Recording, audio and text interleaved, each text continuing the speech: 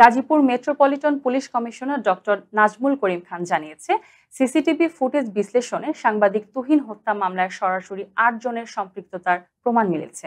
এর মধ্যে ৭ জনকে এরই মধ্যে গ্রেফতার করেছে পুলিশ।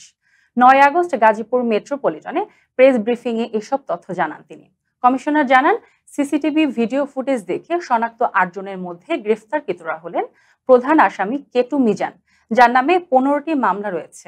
কেটু মিজানের স্ত্রী পারুল আক্তার ওরফে গোলাপি, যিনি হানি ট্র্যাপ কার্যক্রমে জড়িত, আল আমিন, যার নামে ২টি মামলা, স্বাধীন, যার নামে ২টি মামলা, শাহজালাল, যার বিরুদ্ধে ৮টি মামলা রয়েছে, ফয়সাল হাসান সাব্বির, যার বিরুদ্ধে ২টি মামলা রয়েছে।